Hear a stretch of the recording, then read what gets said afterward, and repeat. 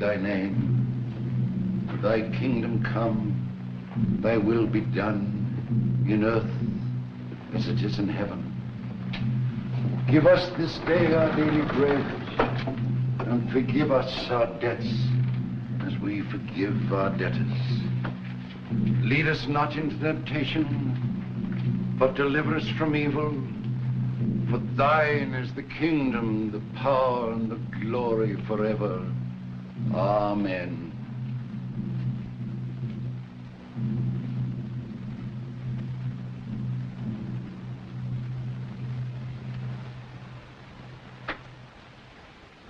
I'd like you to have my notes and records. Of all the newspapers, yours was the only one which was fair to me. Thanks, Doctor.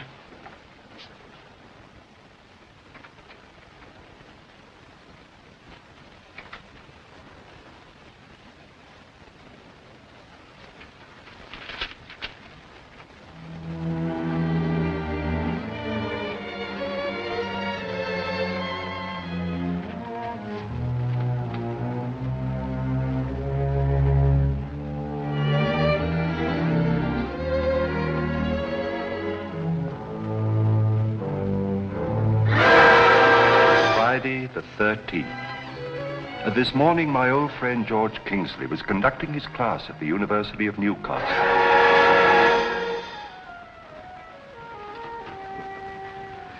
And in 1547, Sir Joshua Peachtree wrote, "Thou who breakest glass will find fate can be, oh, most unkind. Under ladder walkest thee, most unlucky thou wilt be. Each dread Friday do take care, else thou fallest down a stair." And with that little epic, Sir Joshua proved that he was a poet of the first rank. In fact, I should say he possibly was the rankest poet that England ever turned. Just a moment, please, just a moment. This being the end of the semester, I have an announcement to make that I'm sure will give you a great deal of pleasure. Although I myself am sorry to tell you that I may not be with you next term. Today I must leave to appear before the Inquisitional Board of Regents of a very large university in the East. Very large university indeed. How many the dunce that has been sent to Rome excels the dunce that must stay at home.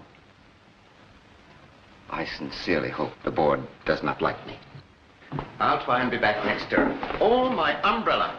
Dr. Kingsley, Yes. I wish you the best of luck, but... Thank you, Edmund. Yeah, we hope to see you next semester, Doctor. We'd better hurry, Professor. Dad will be waiting to take us to the station. Have a good trip, Professor. Hurry back. Thank you very much.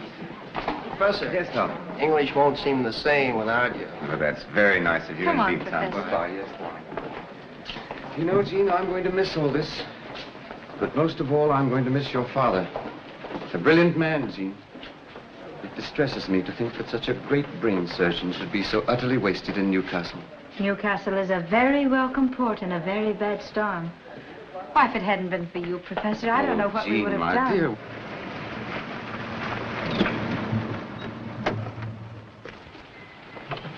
Well, Margaret, you don't know how sorry I am to see you and George leave. You've befriended Jean and me in so many ways since we came to live here. We're going to miss you too, Ernst. Thank you, Margaret. Here they are. Hello, darling. Hello, Margaret. Ernst, if I could only drive, I'd never impose on you like this. It's a pleasure, George. It's rather a mixed one, you know. We hate to see you go. Hello, Dad.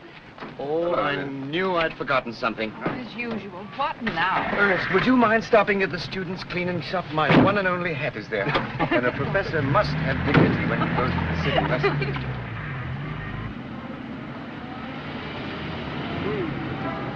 There we are, George. What's George? We're here. George! Oh, Hurry, or we'll miss the train. All right, Oh, darling. Professor, don't let them sell you one of those fancy feathers. I won't, Jean, I won't. And George. George, Yes, dear. now watch the traffic, won't you? Be Yes, careful, please. darling, now don't Careful worry. now, please.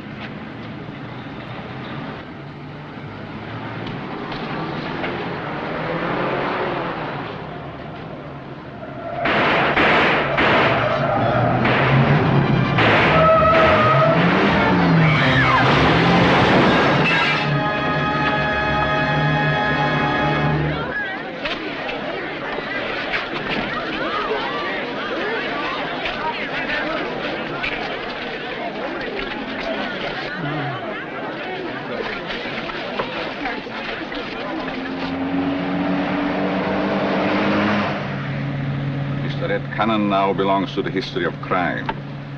Past tense. So what about our dough? We ain't got it back yet. Yeah. how about it? Mr. DeVore, it would have been poor business to kill Red unless I knew how to locate the money. Turn back to the city.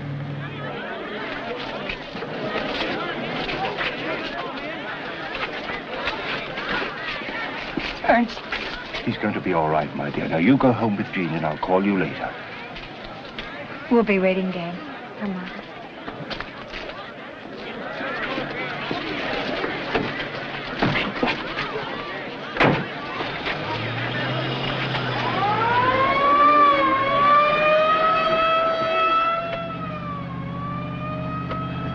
Ambulance, huh? Uh-huh. Some men were shooting at you. Who were they?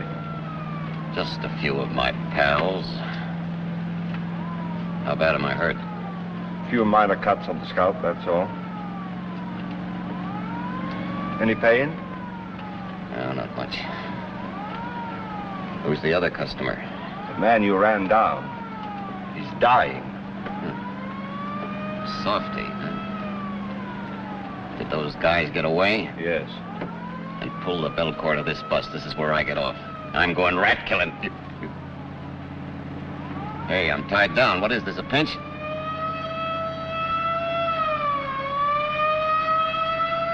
Turn that thing off. I can't stand it. It's driving me crazy.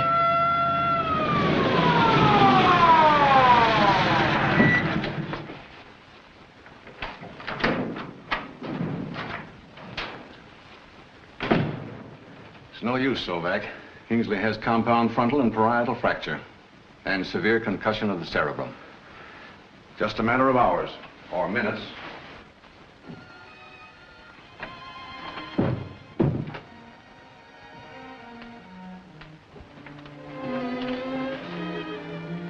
Pulse 65. He's in a coma.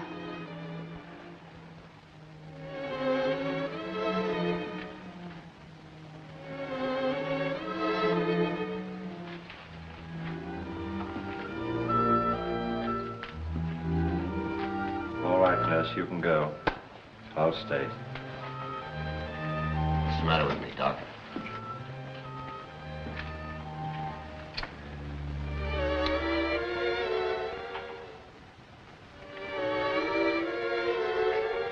Thanks. What's the matter with me, Doc? I can't feel nothing. My legs are there, but I can't feel them. Your spine is broken. You're paralyzed. Pull me through, Doc, will you? Pull me through and I'll pay you anything.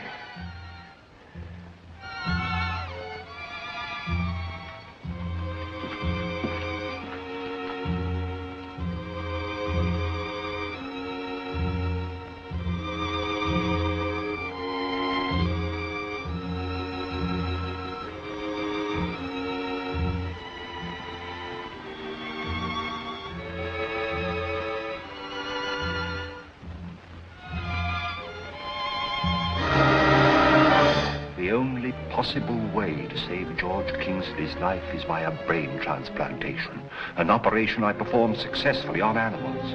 This is a dangerous and illegal operation, but a chance to make a great scientific discovery and perhaps save my friend's life.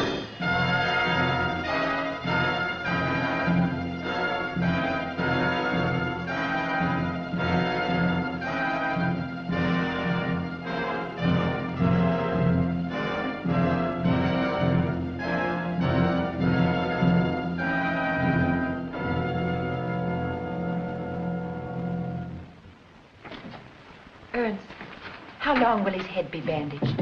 Oh, not long now. Dr. Sovak, Yes? 2 gentlemen want to see you. Who are they?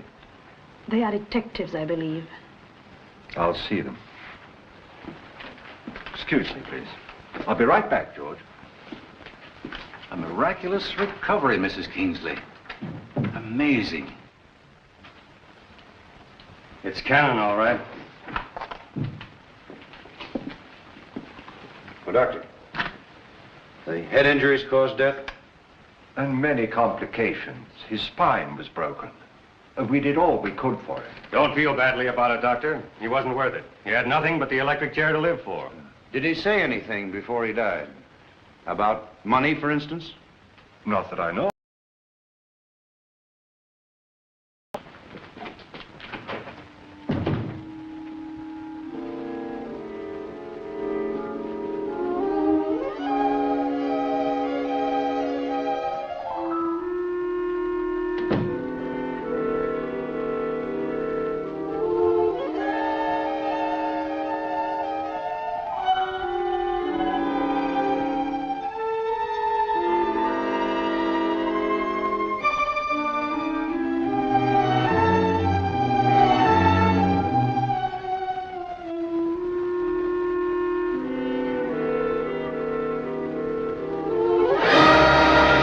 $500,000. With that money, I could build my own laboratory and continue with my experiments.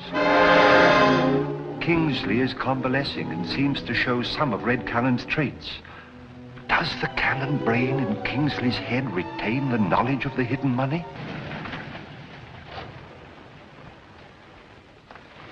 I've been waiting to see you, Ernst. I'm worried about George. He just doesn't seem himself. Why, he's getting stronger every day, isn't he? Physically, yes, but his mental condition doesn't seem right. He's irritable, flies into a rage for no reason at all. That isn't like George. No, it isn't. He has been acting strangely lately. I don't think I'd be too alarmed about it, though, if I were you. Well, I hope you're right. I think so. You're late today, Ernst. Come and sit down and talk to me. I'm feeling very low.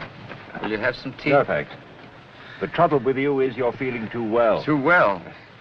I used to think that a long period of convalescence would be like an ocean voyage. That I'd have a chance to read all the books I want to that I haven't time to ordinarily. But nothing seems to interest me. A boring period, convalescence. Yes, indeed it is. I'm afraid I've got to go to New York for a few days, George. You've got to... Yes, a little business for the hospital. Well, that's nice, I must say. What am I going to do for companionship? Well, why not come with me? Come with you? Oh, no, I couldn't do that. New York's too big, too noisy. I never have wanted to go there. And yet... It's the very thing you need, George. You've had your fill of peace and quiet. You'll find New York exciting, stimulating. Just the thing to lift you out of the doldrums. As my doctor, do you prescribe it? As your doctor, I insist on. Very well. I'll tell Margaret to pack. Oh, no, George, let's go alone. Alone? In New York without Margaret? What you need is a radical change. Well, perhaps you're right, Ernst. I've been like a bear lately. I'm quite sure she'd be glad to be rid of me for a time.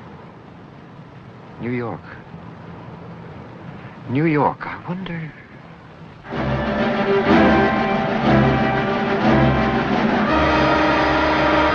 I'm taking Kingsley to Red's old environment. In fact, to the Midtown Hotel, which Cannon used as his hideout.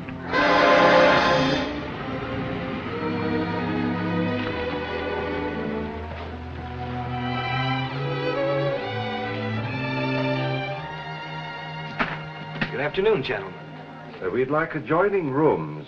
Yes. 505 and 506, if they're available, are they? Why, yes, they're available. Thank you. You've been with us before, sir? Why, no, of course not. But I like a corner room with 3 windows and a fire escape.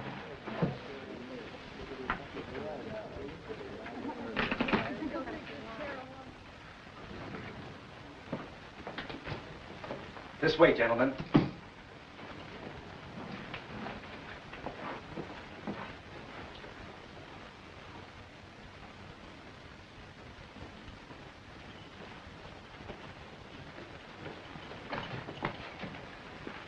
Well.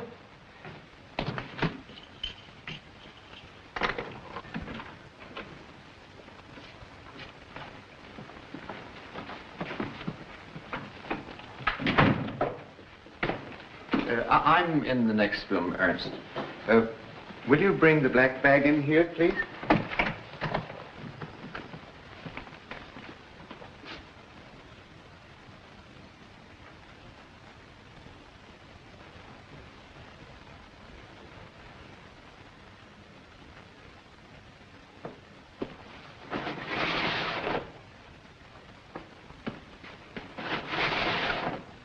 You sure picked a room with a history, Mr. Kingsley. Oh, really? But you see, history's not my subject. I don't mean that. I'm talking about Red Cannon. He hid out in these rooms for nearly 6 months from cops, G-men, and his own gang. Nobody in the hotel suspected him, but his gang got wise and Red tried to run out. They caught up to him in some small town in the sticks. Imagine when we found out who he was, and him with nearly $1 million hidden away. Say, the manager locked himself in here and took these rooms apart. Yes. But he's still the manager, so I guess he didn't find it. Anyway, I made plenty out of Cannon. I was the only one he allowed up here. I had a special way of knocking.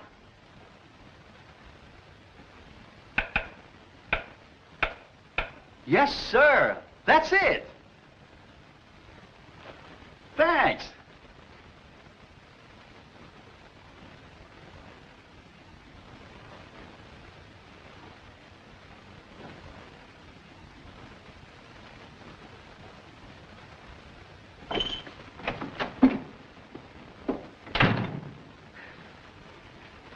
A talkative youngster.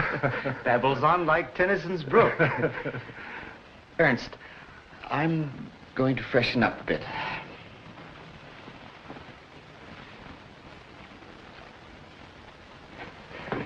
And then let's go out. Let's do the town. You know what I mean. A good dinner and perhaps a bottle of wine. Splendid, George. I'll get changed and then we'll go. I chatter as I flow to join the brimming river. For men may come and men may go, but I go on forever.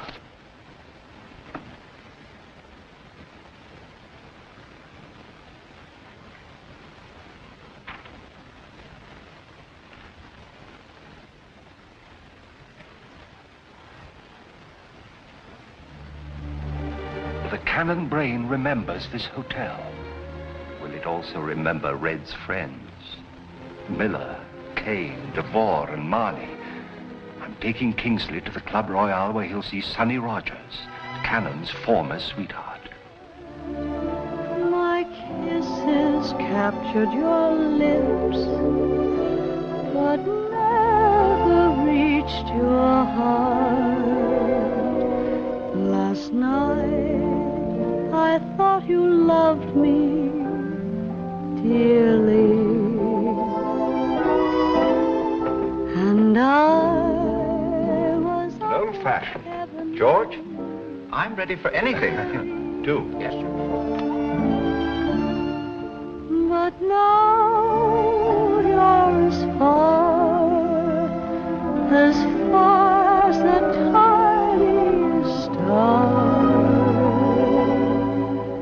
I find the singer rather interesting, don't you, George? Who is she, Ernst? I seem to know her. Could she be one of my former students?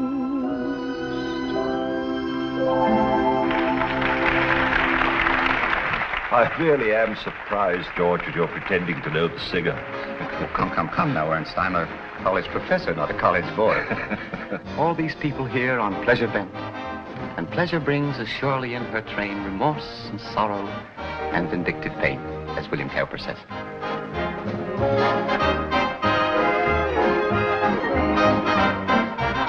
Pardon me. Sure.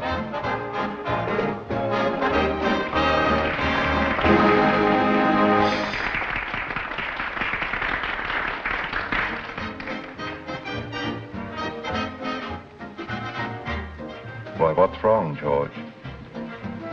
My head, Ernst. That pain again. I can't stand it. We'll leave instantly.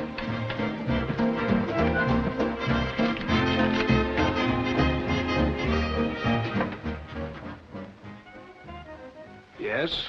Yes, the next train leaves at noon. Do you wish me to make a reservation? Yes, please. And send up a boy to help me pack, will you?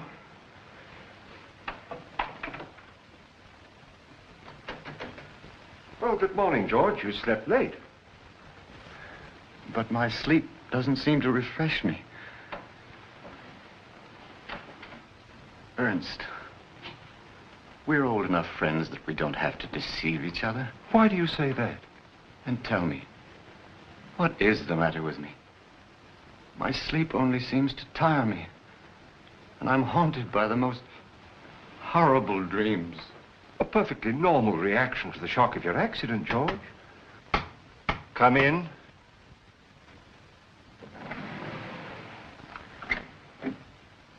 What do you mean by that ridiculous tap, tap, tap, tap, tapping? Why don't you knock the door like anybody else? Anything you say, sir.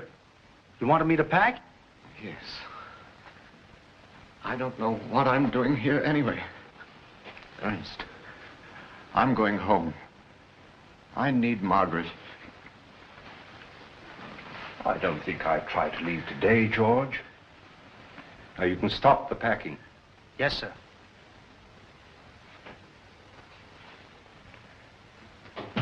I don't think you're well enough to travel. Now, let's wait and see how you feel tomorrow.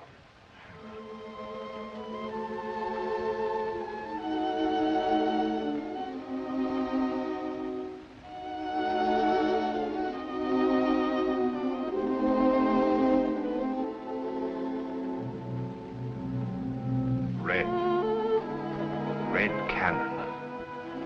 You were the leader of a gang. They tried to kill you. You came back to get revenge.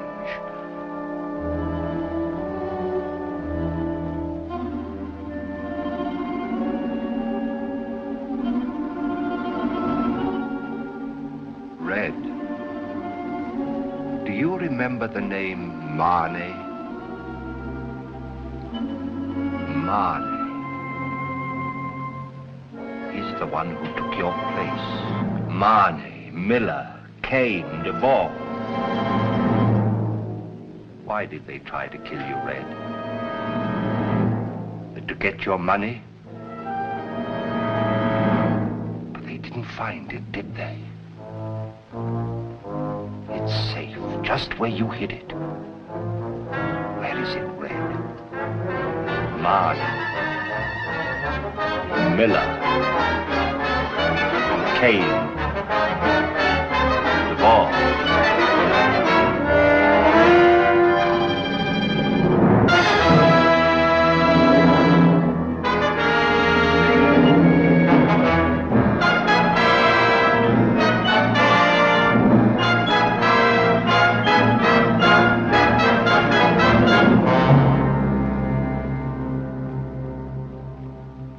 Hotel.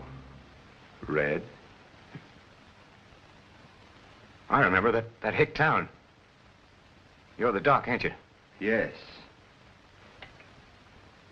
Say, my back's better. You cured me? Yes. You're perfectly well now. Thanks, Doc. I won't forget it either.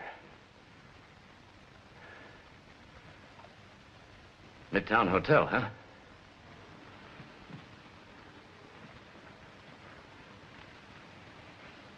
How'd I get here? You asked me to bring you. I must have been out of my head. Like every copper in town will be looking for me. I've got something to tell you, Red. Oh, yeah? What? You were smashed up in an accident, you remember? I had to operate to give you another body. You had to do what? What are you talking about?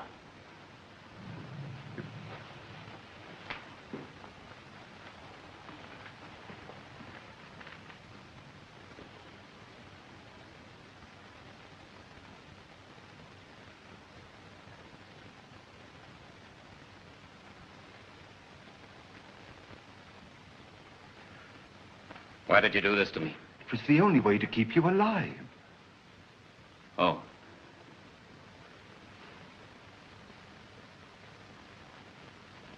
Why, Doc, you're a genius. But you could have given me a better chassis. I never saw plastic surgery like that before. I used the body of the other man who was dead. Yeah. It was the only way to save you. Say, wait a minute. Nobody'll know me like this. Why, I can do anything. Who was the other guy? He was a professor of English literature. English literature? Well, how are you, Prof? You're now Professor George Kingsley, and you teach in the university at Newcastle. What a disguise. What a break for, Red Cannon.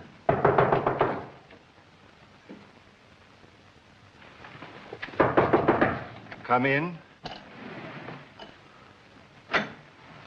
Telegram, sir. Thank you. Hey, what is... Next time, you do as you're told. When you come to my room, knock like this. Now,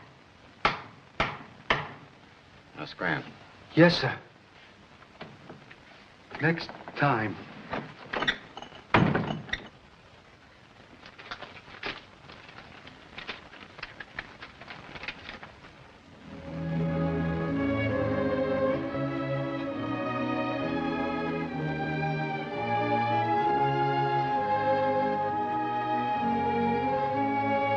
Red, I think...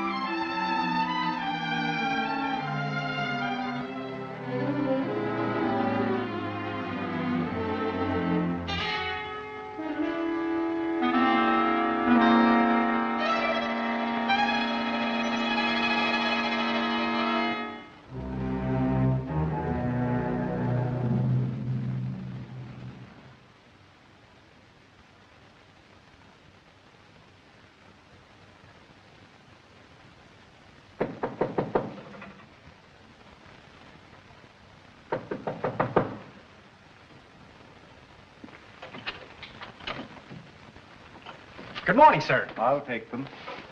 And, here's the morning paper, sir. Compliments of the house. Thank you. Say, you sure get around, mister. From the looks of those clothes last night, it would seem like you fell into a cement mixer. That'll be all. Yes, sir.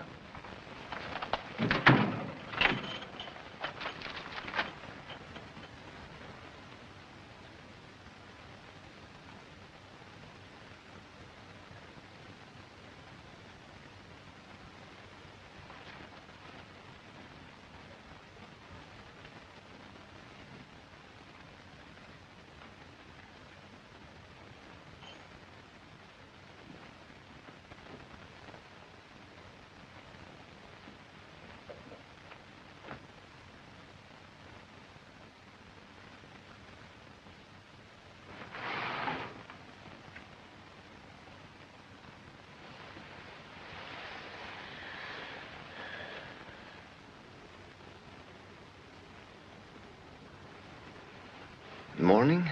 Yes. How do you feel? Not very well. I'm afraid coming to New York was too exciting. I feel as if the life were drained out of me. Oh, you'll be all right as soon as you've had a little rest. Well, perhaps so. Here's a curious thing, George. It seems that Louis Devore, one of the Red Cannon gang, was found early this morning in a deserted building, dying from the effects of a brutal beating. His back had been broken. Good heavens, Ernst. Why on earth bother me with that gruesome stuff? Sorry, George. Things have taken a dangerous turn. Kingsley has killed Devore. While in this environment, I never know when the murderous brain of Red Cannon may take possession of Kingsley. But I will not stop my experiments. I must find out where the Cannon money is hidden.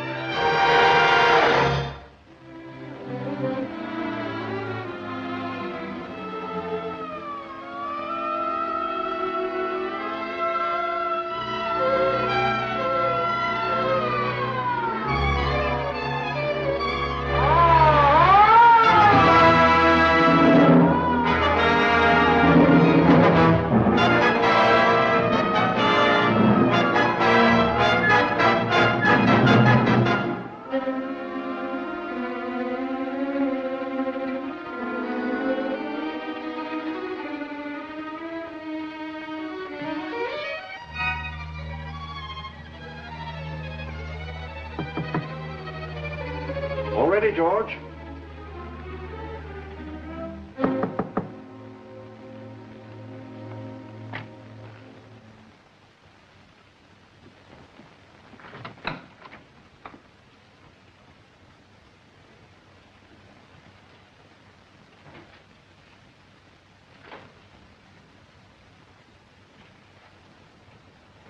Oh, miss. Yes, sir? I wonder if you'd be kind enough to open my friend's door for me. I'm a little worried about him. He hasn't been very well. Yes, sir. I ain't been feeling so well myself lately.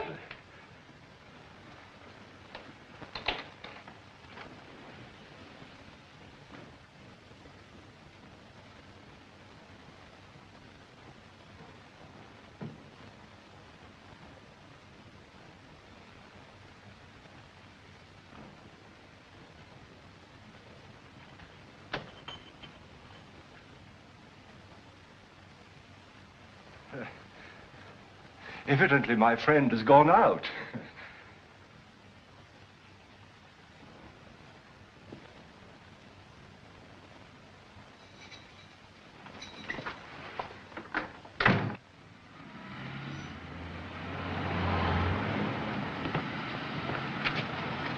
You can wait for me. No, thank you. I was here the other night with a friend. The rather middle-aged gentleman. That's right. Has he been here tonight? I don't think so.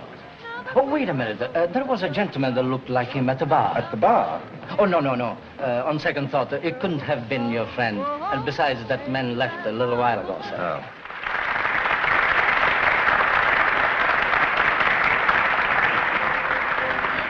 I don't think Sonny was pleased to see us.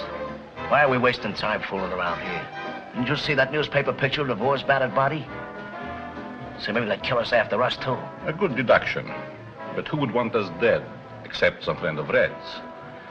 And who would know about Red Cannon's friends better than Sonny? That's right. Tell your nerve to stop doing nip-ups. Marnay will handle this. You will handle this, Kane. I've seen you trying to take Red's place here. Go on.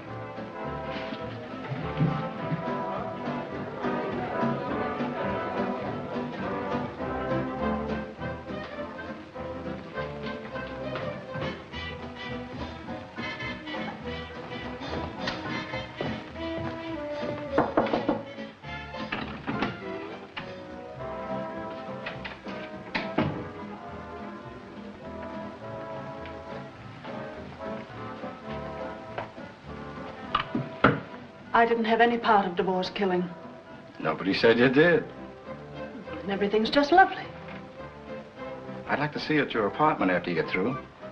Maybe if we put together what you know about Red and what I know, it'll add up to some money. Say, if I knew anything about $500,000, do you think I'd be working in this joint? We'll go over all that later. Like it? Sure. It's yours. Tonight.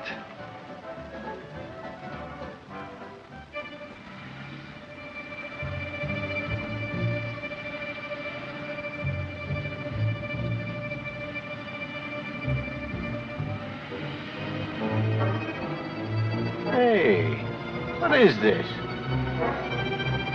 Get out of my car. What do you want? You ought not to have to think very hard after what happened to DeVore. Who are you?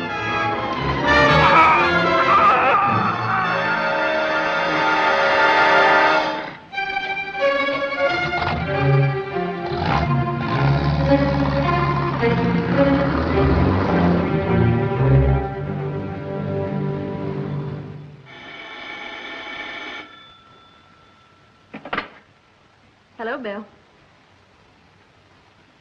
Who is it? Who is it sent you that money to get out of that trouble in Chicago? Red.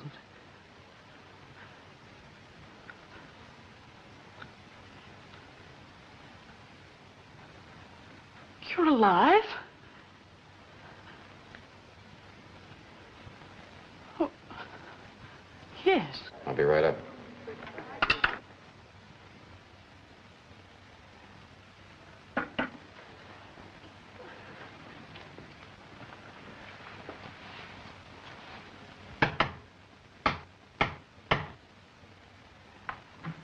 Red.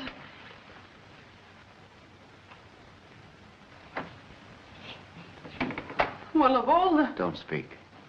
Don't even move. Just let me look at you. It's great to be back, Sonny. Why did you move the piano? You know I always liked it in that corner. How do you know about that? Well, surely you didn't think I'd forget in 2 short months. Are there any cigarettes in the door? Yes.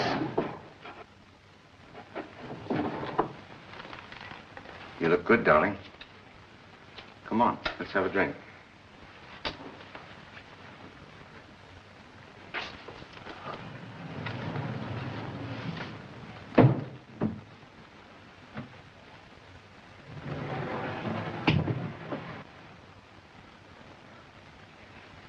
Nothing touched, eh?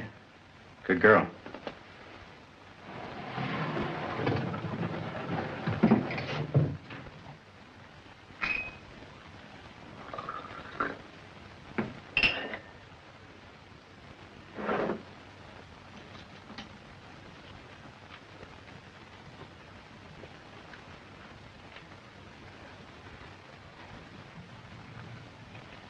Well, here we are. How do you like the trimmings?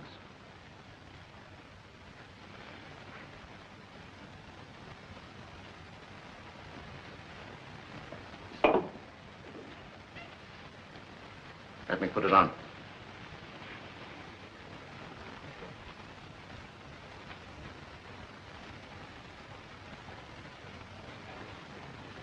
How did you get it? Just picked it up. Well, you don't seem very glad to see me. You're afraid. What are you afraid of? I'm not afraid.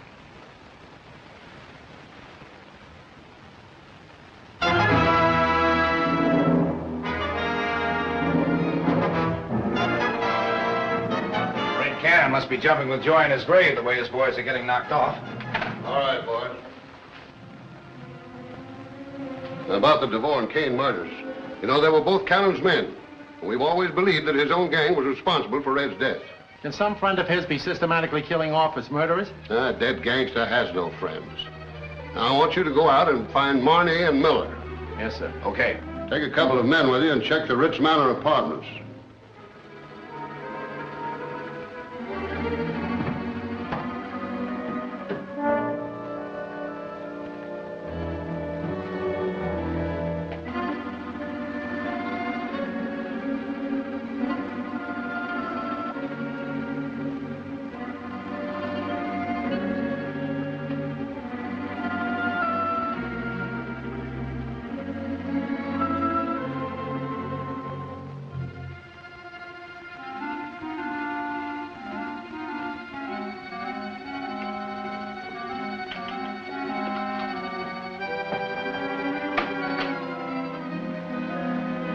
You're sure this is Barney's apartment?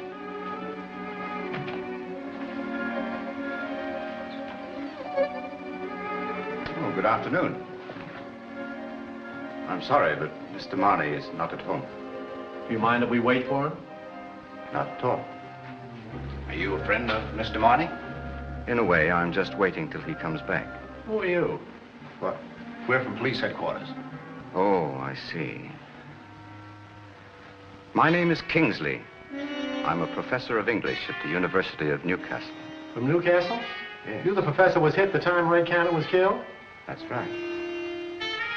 Well, what business could you have with Marney?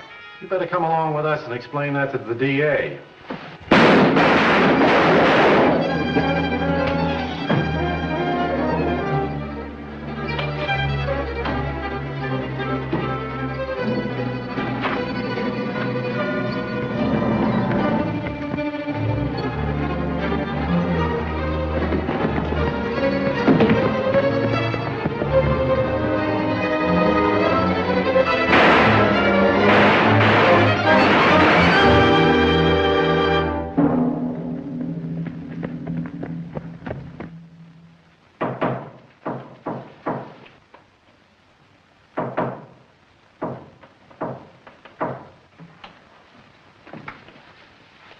Good morning, Sonny.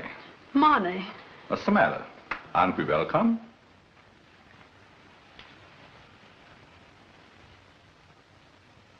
So Kane was here last night. Well, I had a date with him, but he didn't show up. The police found his body this morning, strangled. Yeah, and his back was broken, just like DeVore's. Well, I don't know anything about it. No, if Kane wasn't here, where did you get that watch? Well, I expected him, but somebody else came and gave me the watch. Who? He said he was Red Cannon. What did he drive up in? A hearse? Try again. And be a little more believable. Red was here. Look, Red always killed his cigarettes this way. Now, you've got to be alive to do that. Red's been dead since 2 months. That's what I thought. But last night this man came here, and he didn't look like Red, but... This is the first thing he did when he came in. He knew everything that only Red knew. He even acted and talked like Red. Probably somebody Red coached carefully. Somebody from that hick town who got close to him before he died. If he knows so much, he may know where Red hid the money. That will be his payoff. He gets Red's money for killing all of us. Where does he live? I suppose you're going to say room 505 at the Midtown. Who left his matches here? Ask DeVore. And Kane.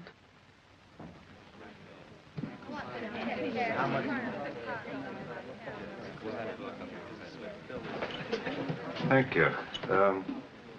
Any word of Professor Kingsley? Nothing, Doctor.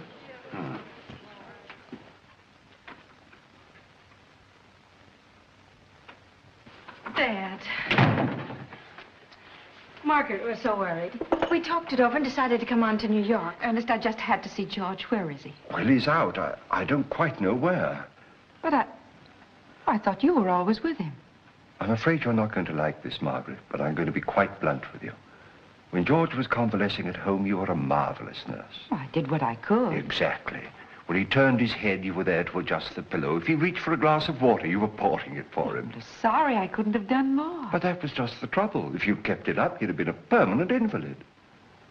Well, why didn't you tell me? Well, naturally, I didn't want to hurt your feelings. And fortunately, George himself rebelled in time. And that's why you brought him to New York alone with you. Of course, my dear. He had to have a change. Has it helped? Is he better? Yes, he is, but we must still be careful. Now, I suggest that you allow him to remain here till he's perfectly ready to go home of his own accord.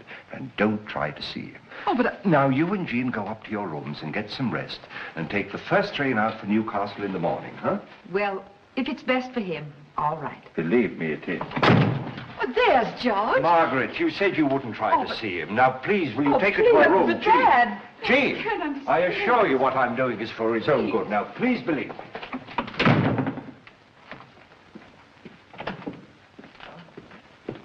Who were the women? Never mind that. Why, what's happened to your shoulder? I got nicked. Who were those women? My daughter and your wife. My what? Oh, Kingsley's, huh? Well, get him out of here. I don't want any dames around here. Let me see. You've been shot. Yeah. Fix it up, will you? How'd you get it? The coppers shot me. It's only a scratch. How'd you get it? Well, don't ride me. It's your fault anyway. Mine? Yeah. You told me to use this Kingsley gag. Well, I pulled it and it didn't work. Where were you? In Marnie's apartment. They tried to question Professor Kingsley and I wouldn't stand for it. Kill them? Well, what do you think? Come on, get to work. You fool. They'll catch you before we get the money and... What money? What do you know about the money? Why, You know too much, Doc. Just a minute, Red. You kill me, what becomes of you? You think you're Red Cannon, don't you? But whose body are you wearing? Well, you told me... Exactly. George Kingsley's. Professor of English Literature at Newcastle. How'd you like to be George Kingsley for good? What do you mean? You're walking around in Kingsley's body, all right. But part of your brain is his, and you can't control it. That's not true. You killed Devore. Last night, you murdered Kane in his car outside the club. I saw it. Remember? But do you remember how you woke up? In this very room, you woke as Kingsley. Complaining of nightmares, not knowing why you were here. I can't think. What's happened to my brain? I can't remember. Of course you can't. And if I hadn't forced you back into Red Cannon, you'd have gone to Newcastle as Kingsley for the rest of your life. Stop it. I can make you forget you ever were Red Cannon. Stop it, I tell you.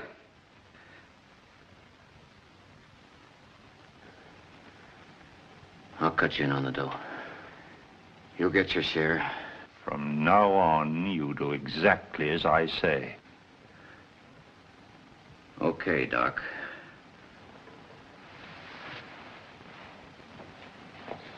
Now I'll fix that shoulder.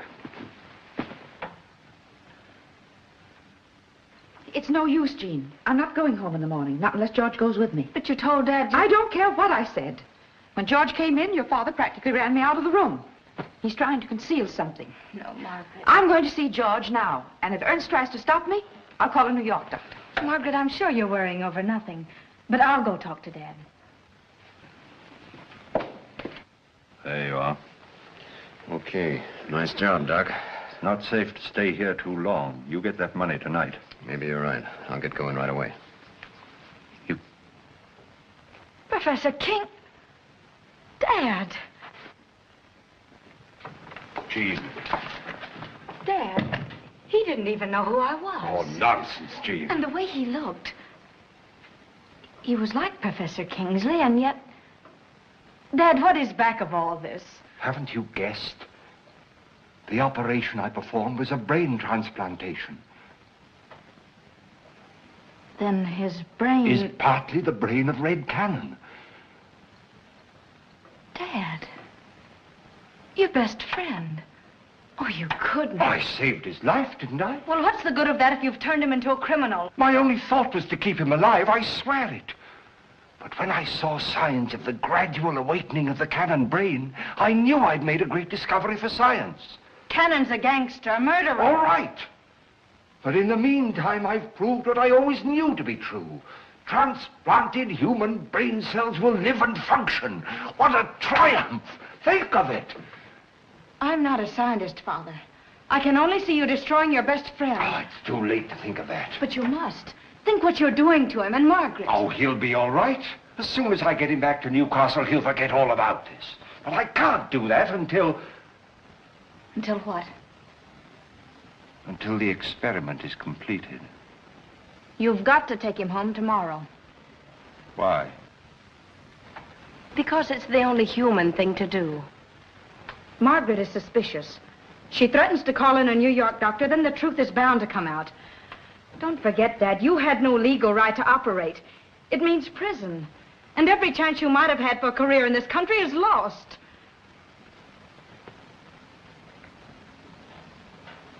Very well.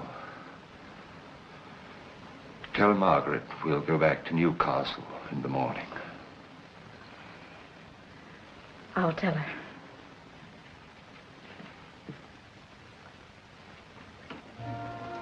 Gang killer slays 2 detectives. You'd think the police would catch that killer by now. A guy like that must be a lunatic. If I got one look at him, I could tell his type. Same, sir.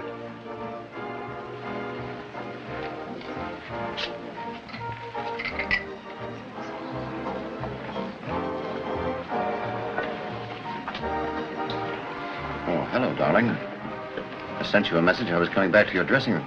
Come home and pack. Pack? Where are we going? South America, for a starter. Have we money enough? All the money in the world. Understand? All the money in the world. Let me have the keys to your car. I don't want any taxi drivers hanging around. Yes, sure. So hear from me in an hour, and I'll have everything we need. You ready? What do you think?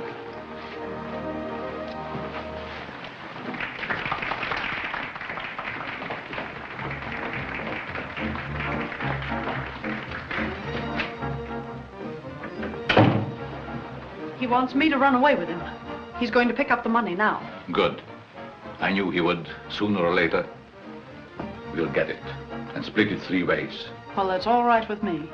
I'll point him out to you.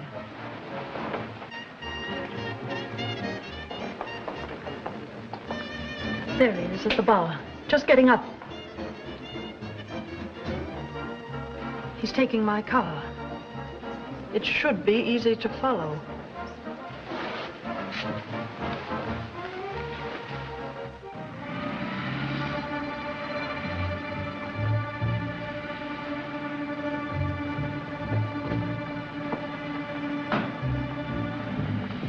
How do you figure this guy?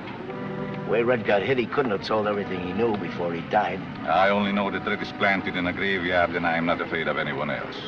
And me neither. Only knowing this guy knows everything Red knew, and it gives me the creeps. He's leading us to $500,000.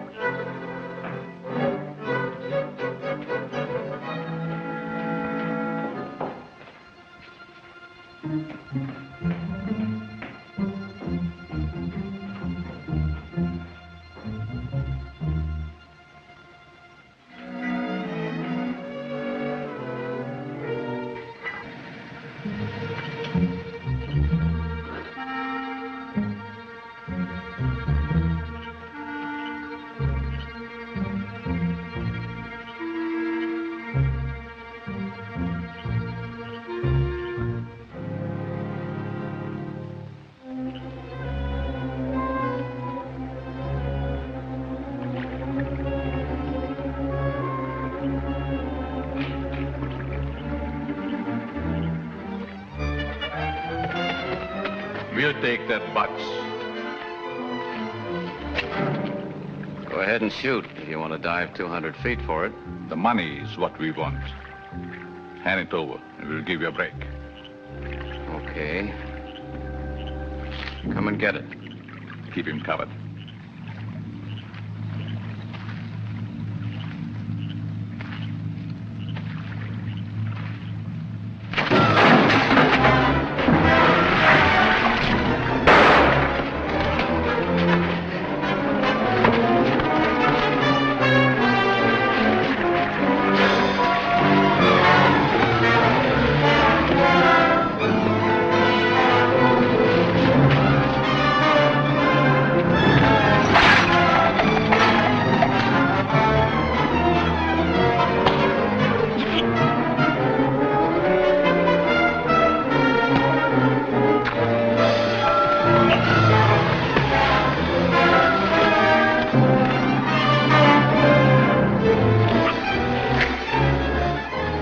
You never saw the day I couldn't break you apart, Miller.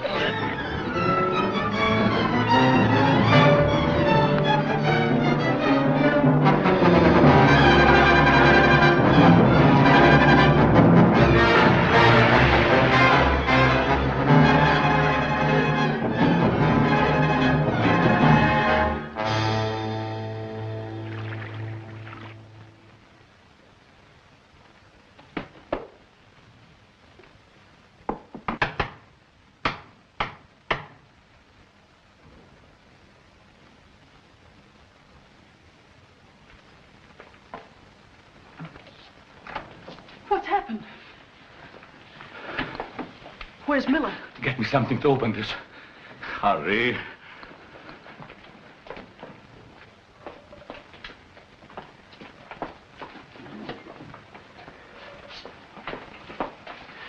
Go get me a drink, and then we're on our way.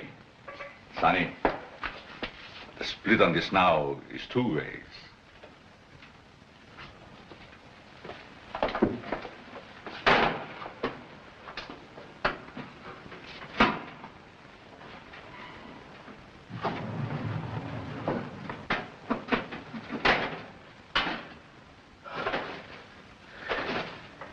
Sonny.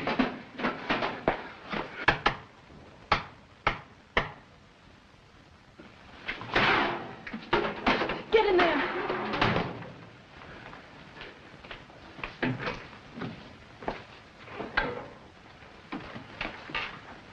Oh, you're late. Where's Marnie? I don't know. I haven't seen him. Why is the bar open? I was getting a drink. I was almost packed and just waiting for you. Oh, why are you staring at me? What's happened to you? Marnie and Miller followed me from the nightclub. Now I know why you didn't want me to come back to your dressing room. They were there.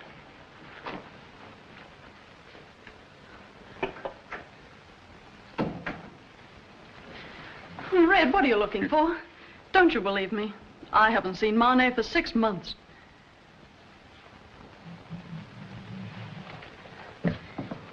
Fred, look at me. There's never been anybody but you. Believe me.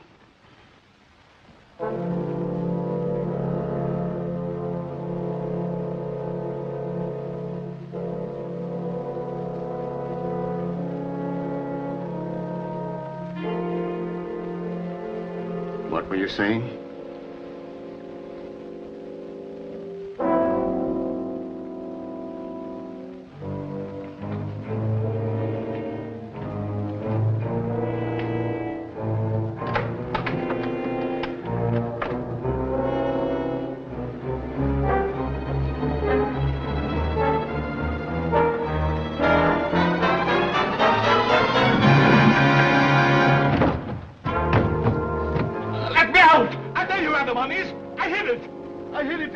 Red.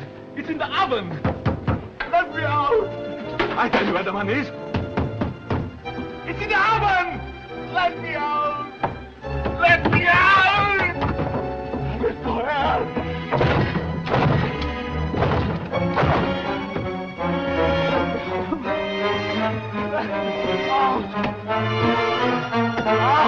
Please don't.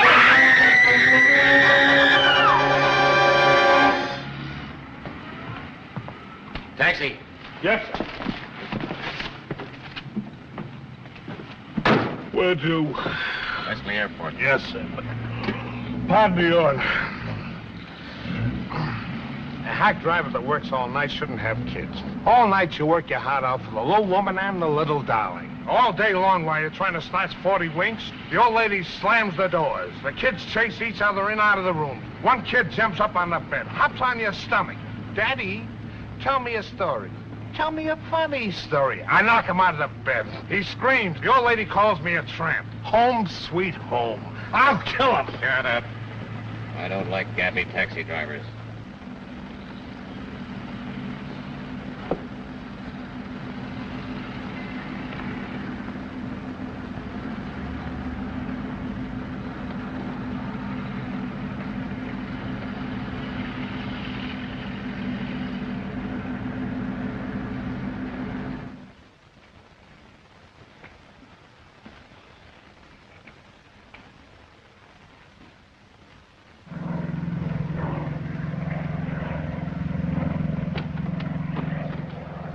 Wesley Airport.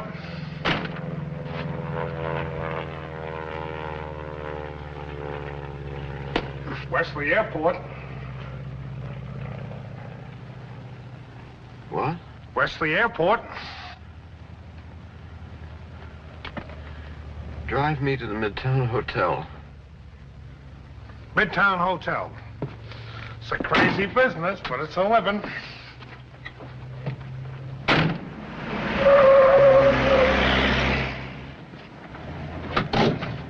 Midtown Hotel. 480. Thank you. Keep the change. Hey, you forgot your box.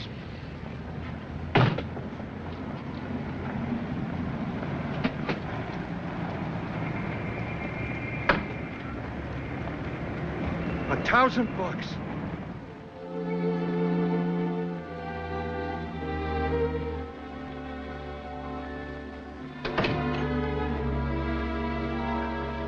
George.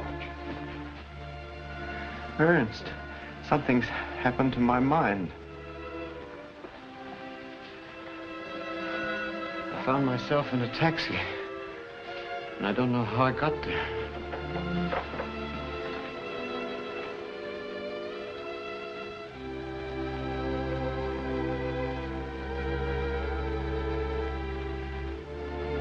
Ernst. Just a minute, George. You know, Margaret and Jean are here. Margaret? Here? Yes. Now, drink this.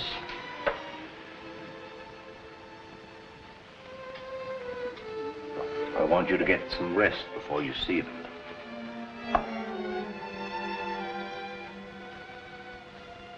Now, don't worry about a thing.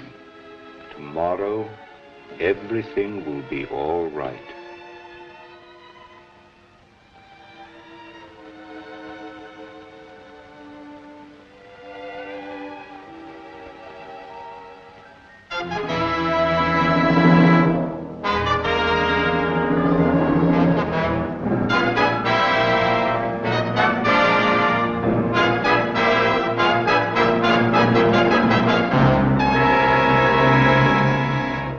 Enjoyed your visit, Mr. Kingsley. Yes, very much indeed, thank you. May I have the bill? Oh, no, George, allow me. It was understood you were to be my guest, you know. Mr. Kingsley? Yes, that's my name. The chief of police would like to see you. Oh, really? But I don't even know him. We'll introduce you. What can the chief of police possibly want? Well, there can't be any charge against Professor Kingsley, surely. The chief will explain all that. Who are you? I'm his doctor. He's just recovering from an extremely serious illness. Come along. I'd like to go, too, if you don't mind. All right. Come on. Well, you go ahead to the station, dear. Yes, but George... No, it's all right. We'll meet you there. Goodbye.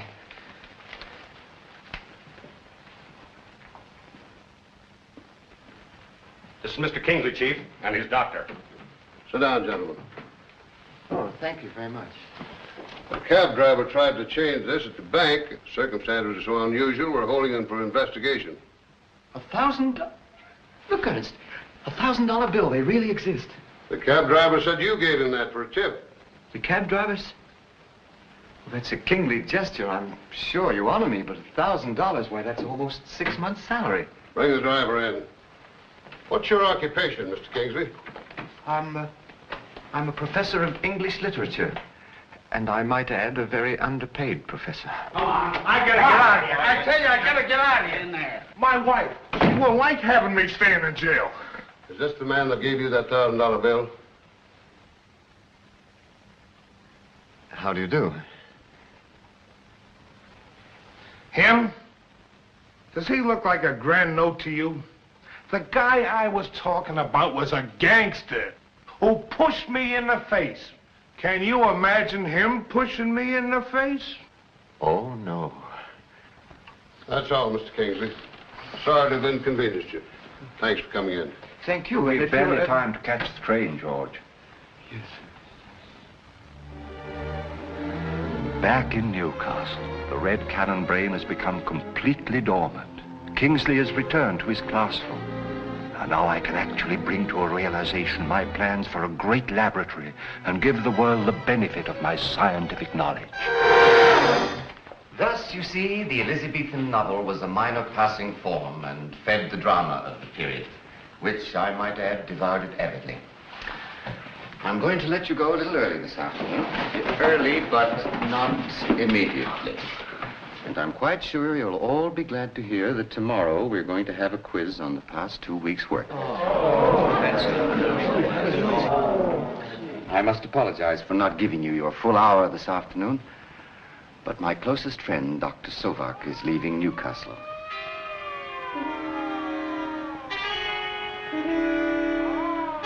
What was that? What is it? What's that noise? What is it? Why don't you answer me? It's a siren. Probably an ambulance or a police car.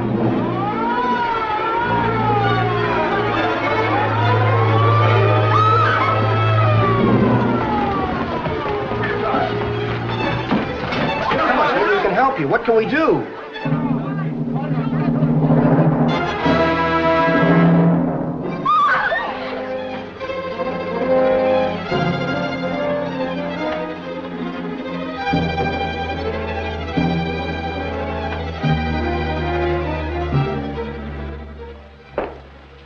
Here you are. Thank you, dear. Gosh, Dad, I hate to leave this place. Seems so much like home to me. I know, Jean, but at least I'm going to a better position. Of course, Dad. I'll pack the rest of the books. Oh, Dad, I've packed all your instruments. Good girl, Jean.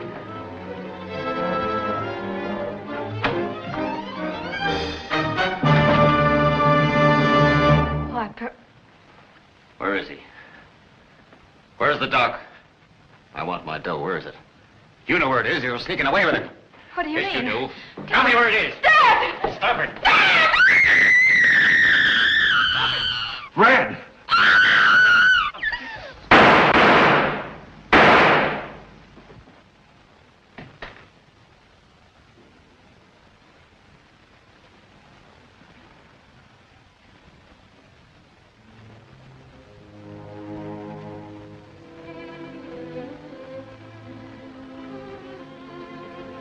Ernst. Why did you do it? Why, Ernst? I think you know the answer now, George.